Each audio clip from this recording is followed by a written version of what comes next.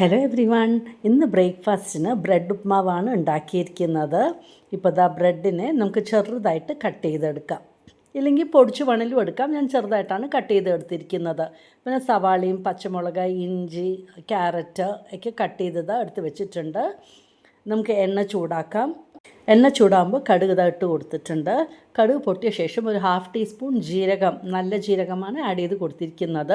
പിന്നെ ഒരു 1 table spoon നിലക്കടല നന്നായിട്ട് നമുക്കൊന്ന് ചുവക്കുന്നവരെ ഒന്ന് വറുത്തെടുക്കാം.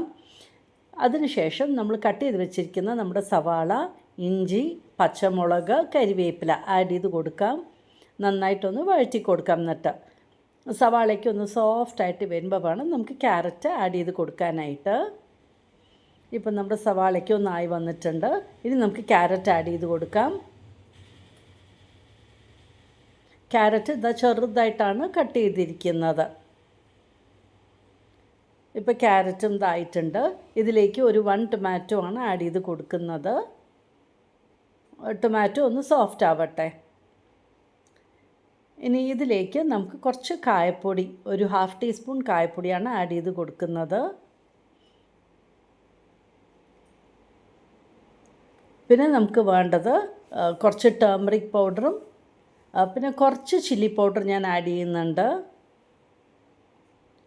അപ്പോൾ പൗഡറൊക്കെ ചേർത്തിട്ട് നന്നായിട്ട് വഴറ്റി കൊടുക്കാം. പിന്നെ കുറച്ച് ഉപ്പും പാകത്തിന് ആഡ് ചെയ്ത് കൊടുക്കാം. എന്നിട്ട് നന്നായി വഴറ്റി കൊടുക്കുക. ഉപ്പ് ആഡ് ചെയ്ത ശേഷം ഒരു 1/4 ഗ്ലാസ് വെള്ളം ആഡ് ചെയ്ത് കൊടുക്കാം. എന്നിട്ട് നമുക്ക് അടച്ചൊന്ന് വേവിച്ചെടുക്കാം. അടച്ച് വേവിക്കുമ്പോൾ നമ്മുടെ ഈ തക്കാളിയും ഉള്ളിയും എല്ലാം കൂടി ഒന്നും കൂടിയിട്ട് ഒന്ന് വെന്ത് കിട്ടും നമുക്ക്. അപ്പോൾ ജസ്റ്റ് ഒരു 2 to 3 മിനിറ്റ്സ് ഒന്ന് ബോയിലായാൽ മതി. ഇപ്പോൾ ഒരു 3 മിനിറ്റ് ആയിട്ടുണ്ട്. വെള്ളമൊക്കെ ഒന്ന് വറ്റിയിട്ടുണ്ട്. ഇനി നമുക്കിതിലേക്ക് നമ്മൾ കട്ട് ചെയ്ത് വെച്ചിരിക്കുന്ന ബ്രെഡ് ആഡ് ചെയ്ത് കൊടുക്കാം. ചെറുതായിട്ടാണ് ബ്രെഡ് കട്ട് ചെയ്ത് കൊടുക്കണം, ഇല്ലെങ്കിൽ നമുക്ക് വേണമെങ്കിൽ ഇത് പൊടിച്ചും എടുക്കാം. പക്ഷേ ഇത് ഇളക്കുമ്പോൾ തന്നെ ബ്രെഡ് ഒന്ന് പൊടിയുകയും ചെയ്യും.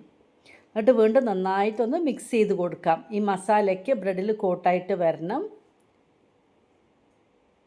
അപ്പോൾ മസാലയ്ക്ക് ഇങ്ങനെ കോട്ടായിട്ട് വന്ന ശേഷം കൊറിയാൻഡർ ലീവ്സ് ഉണ്ടെങ്കിൽ ഫൈനലി കൊറിയാൻഡർ ലീവ്സും കട്ട് ചെയ്ത് കൊടുക്കാം. എൻ്റെ ഇല്ലാത്തത് കൊണ്ടാണ് ഞാൻ ആഡ് ചെയ്യാത്തത്.